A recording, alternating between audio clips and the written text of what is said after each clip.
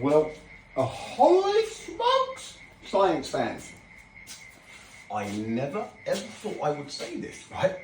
I literally cannot answer all of my messages, right? I physically cannot do it. If I did, I'd have no time for anything else. They're not all good. The majority of them are, you fucking stupid. What are you talking about? Doesn't bother me at all, right? But what I'm saying is thanks, Simon Dan. It's awesome, right? I've been hashtagging Neil deGrasse Tyson, Brian Greene, Brian Cox, bang, bang. Totally ignoring me, and then bang. Fucking Simon Dan picks me out of the bunch, throws me about in his teeth like a rag doll, and here we are. All the better for it, mind. Now, where do I start here, right? Like from the beginning, you guys see me yada yada, all this and that, and moon landings, and for me, it did all start back in the 1600s, right? I can't believe all of that stuff. I'm sorry, I can't, okay? I can put myself in the first person, like for the Roma thing, right? All these things. You can't. You can't do it, Lady Possum. You cannot do it. You think everything's doable, but it's not, right? Now, we get past the 1700s, all right? And then there's this big lull. And then all of a sudden we get to the 1960s, right? Now, the atomic clocks, right? I started to do this today. I was going to do a thing. And I keep doing things and doing things. This is from the heart now, right? Okay? All of these atomic clocks, for me, I think it's a load of crap. Honestly, I don't believe a word of it, right? Don't believe a word of it. I think it's all rubbish. I think Roma working out the speed of light, rubbish. People spinning mirrors, rubbish. Honestly, there isn't one single logical explanation for how each one of those examples got to the number that they did get to. It doesn't matter what people say. If you look at these things with a tooth comb, you'll see what I'm saying. That's why I keep saying there's no evidence, right? They have everyone presuming. Now, this freaking it's 4 atomic clocks, right? I thought it was 2. It's 4 atomic cesium beam atomic clocks. They were together and they flew round one way, east, and then they flew round west, or west and east, right? Now, 59 nanoseconds. One trip was taking them 60 hours, right? Now, somebody predicted, I don't know if it was Einstein or somebody, who predicted one of them's going to be out minus 55 nanoseconds or something, right? Predicted 55, and it comes out minus 59. Now, we're talking billions of a second here. I don't believe it. I'm sorry, I don't. Atomic clocks or not, I don't believe it. I think it's absolute rubbish, right? But listen to this, right? Now, this is a publication. I won't say that, and you guys can enjoy the view here. It's not going to take me long to read. So there was the 4 cesium beam atomic clocks. They went round one way, went round the other way, 60 hours each trip. And there was another bunch of, or 1 clock or 2 clocks, right, at the United States Naval Observatory. You notice how, right, look, I'm being objective. Everything is in the US, isn't it?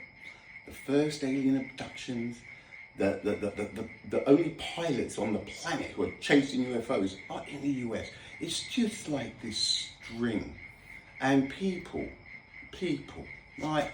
Now, it was to check on time dilation and relativistic Doppler effect.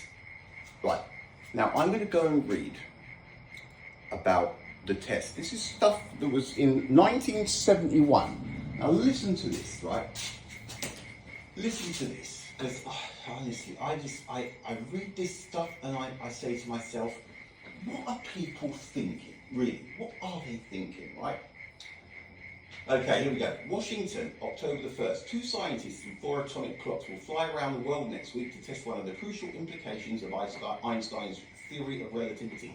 The purpose of the flight is to test the so-called clock paradox, which holds that a clock moving at high velocity will lose time relative to a clock standing still. In effect, the passage of time would be slowed. Right, now listen. This, right, here it is, okay? The passage of time will be slowed. This, for me, is when alarm bells start ringing. What? Right? I'm sorry. All right, I'll carry on. Because of this effect, it has been argued that a space traveller covering immense distances at extreme speeds would return to the Earth younger than his twin who stayed home. Now, right here again as well. The amount of...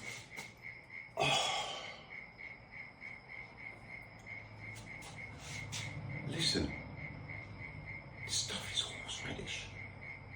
There was arguments about if this and there we are, the speed of light. If Aunt Nellie goes travelling at the speed of light and the rest of the family stays home, it's just all a distraction. They've got people talking absurdities over nothing that can ever be proven, and I don't think that any of it has been. All of this is just rubbish, right? It's just all rubbish. It has been argued at ordinary speeds, the effect will be so small as to defy measurement. How convenient. Can't you see it's always the way? However, Dr. Joseph C. Haffel, an assistant professor of physics at Washington University in St. Louis, has made some calculations showing that the test is feasible with commercial jet airlines and the United States Naval Observatory's highly sophisticated cesium clocks, of course. The time consequences of Einstein's theories have been tested indirectly in the past by astronomical observations and by studies of the behaviour of subatomic particles moving at extremely high velocities. All these tests have confirmed the Einstein predictions. Now listen, I'm sorry, but I don't believe that either. All of these freaking neutrinos and this and that and hypothetical particles. Listen, as far as I'm concerned, honestly, all of it. It's just one big dish of absurdity, right? And most of them are hypothetical anyway. Have persuaded scientists, right, where are you? Dr. Havel's calculations have persuaded scientists at the observatory to go ahead with the experiment. They are lending him 4 atomic clocks and the necessary auxiliary equipment and are sending an astronomer, Richard Keating, along on the flight. The Navy will pay the bill, which amounts to about $3,700. No.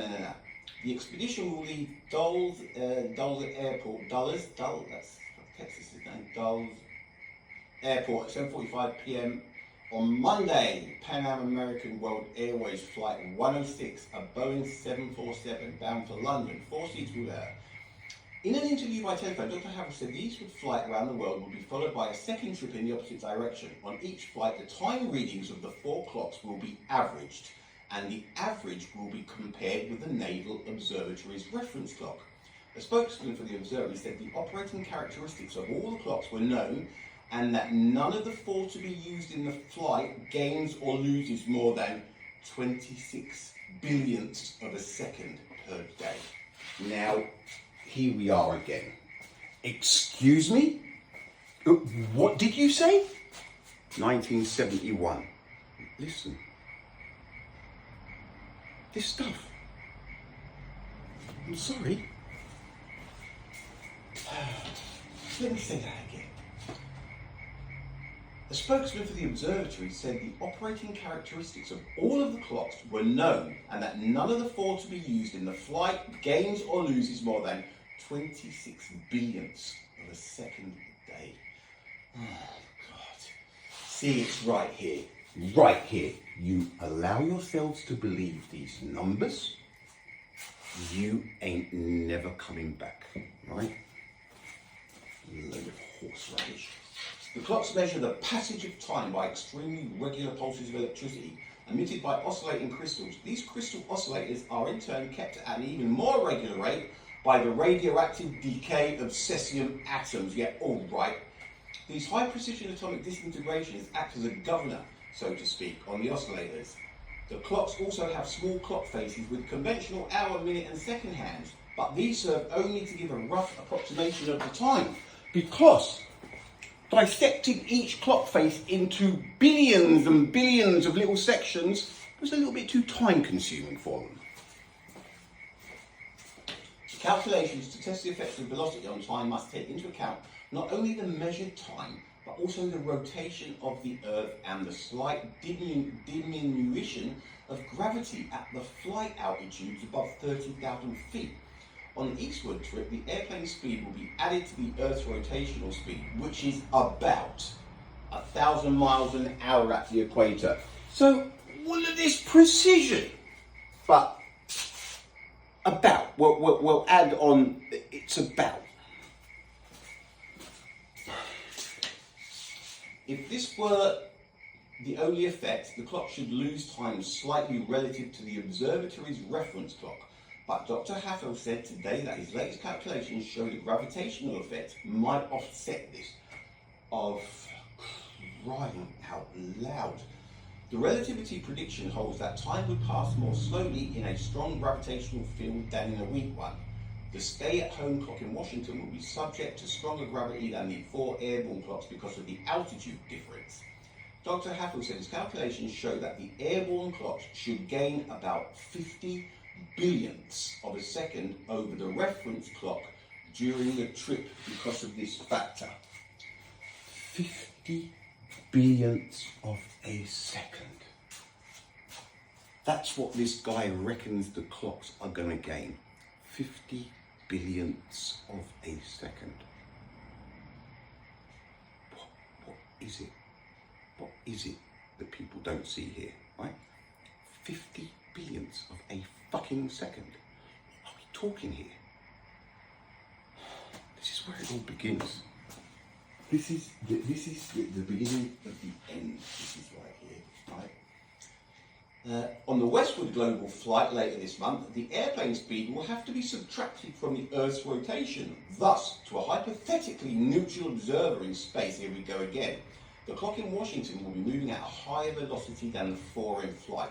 The reference clock on the ground, therefore, will be losing time. Dr. Haffel estimates the difference at about 301 billionths of a second for the entire trip.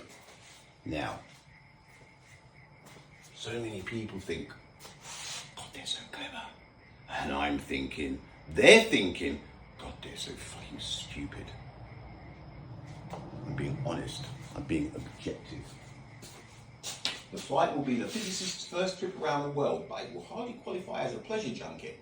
He and his colleague will change planes in London, picking up another Pan Am flight that will take them to Frankfurt, Istanbul, Beirut, Tehran, New Delhi, Bangkok, Tokyo, Honolulu, and Los Angeles. Sounds like a fucking party. They will take an American Airlines flight on the final leg back to Dulles. The whole trip will take about 60 hours. The longest planned stop is 2 hours in Honolulu. Now, that's kind of that, okay? Listen, I hear those numbers. 50 billionths of a second, 301 billionths of this, and the atomic clocks are going to be out, and people love it. But for me, no chance. Because how do we prove it? Just forget it. Nobody has any evidence of any of it. Only they have the evidence. It's always the way. And that is why, when I say common sense, those numbers, the string of people back in the 1600s that did all the things that they say they did, leading up to the, and then all this relativity, and I tell you what, every time I see these science fairs, Brian Cox and Brian Greene, and then you've got Neil deGrasse Tyson, I see them laughing. They're sharing a private joke. I see it, right? I'm being honest. I think it's a load of crap, the whole shebang. I honestly do, right? There's no evidence for any of it. People keep saying, and this bottle with light going through it. People, you drop in these links saying, yeah, but here's proof, look. It's not proof, you're seeing it. You're seeing it like I do my reels. My reels are top notch, but you know what I'm saying? But this isn't evidence of anything. It's evidence of nothing, right? You're seeing it on freaking YouTube. It doesn't mean a thing. Honestly, the deceit, right? When I see that thing, I always wonder why. Think about that being light, right? It's like boom, boom, isn't it? And why not show us beam, all of it? Like, why is it always the usual? Same as when they take shots of the planets. Just one shot, that's it, that's all we've got. It's all so carefully calculated. Everything is calculated. There's never any mistakes. It's never real. It's never messy, right? I'm messy. I'm real. I make mistakes, spontaneous. Everything is controlled. Everything is controlled. The pics that we get from up there, everything is controlled. There's nothing real about any of it. It's all well orchestrated machine. That's what you have. So that's why I say the things that I do. And that's why I say everything is common sense, because there is no evidence for anything. Evidence is what I do, that I can visually see, that I can measure, that I can touch, right? There's stuff on TV and everybody's going, no, it is. It's evidence. Look, here's a link. I can't do the links anymore, right? I can't do the links anymore. My links, I do my stuff. That's why I work stuff out. And it just amazes me how many people are not seeing what I'm saying. It's all started and it's taught like flat earthers, taught. All this, you guys bickering with flat earthers and flat earthers bickering with this and somebody else bickering with that, all these groups. Jesus Christ, can you not see all the division? Can you not see that people are taught different things so that they clash? Can you not see this? Why don't people start asking themselves, well, how come they believe this and we believe that? What's that all about? And get together and say, where did you learn this? And start thinking instead of attacking each other. Because it's just division, it's obvious division. All of it is obvious division, and the distractions, I can see them all. I know what's worth listening to, what's worth talking about, and I know what isn't, but nobody else does. Some of the conversations I see online, it's like, people, this is not even worth talking about, but people are in there arguing about this stuff, right? Definitely wired differently. This is because no education system ever got a hold of me. I am totally objective about everything. I don't pick sides. I don't have a favourite country. Well, I do Spain, but not in a sense that I'd lie in favour of Spain. I don't. There's no point. I'm objective. People, I think you're failing to understand this, right? I'm not pro-England or pro-Spain or pro-America. I mean, I lived in the US for 4.5 years, lived in Germany for 7, 8, 9 years, lived in the UK on and off for 4 or 5 years, lived in Spain for 14 years, been in Australia for 20 years. None of these countries, I was in the army for 16 years in the British Army. Now, I don't even feel loyalty towards the country. It's loyalty, not loyalty, but it is kind of loyalty, but it's to each individual, because we're all equal, not a country. They lie to us, right? It's individuals. I see people as individuals. I don't see Chinese people like some people, oh, fucking China. I don't. It's the individual Chinese people. I don't put blankets over and class everybody as, For me, everybody is an individual, right? It's hard to explain. Well, it's country versus country. Oh, China does this and they do that and Poland does it. It's like, people, every single citizen of all of those countries wants the same as us, right? It's they start this division. They blame a country for this and a country. It's not the citizens' fault, is it, that this stuff happens? It's all at the top. We're all in the same boat. Flat earther, round earther, triangular earther, no earther. Do you know what I'm saying? It's like, God, wake up. Stop bickering amongst them. We'll sort that out afterwards, right? I've got to say, I've always thought it was round. Why wouldn't it be? I've been up in planes. I swear I've seen the curvature. I've been in so many planes, so many cockpits before 9/11. Every time we got on a plane, hey, can I go in the cockpit, Mr. Pilot? Sure, come on up. It was easy. We used to sit in the pilot's seat and play with the controls and that. Slightly exaggerating, but it was such a freer world, right? Our kids were missing it. That's something else I remember. It was totally different, right? Where was I going with this? I can't remember now. In the cockpits, no. Oh yeah, the flat earth thing. So I'm convinced.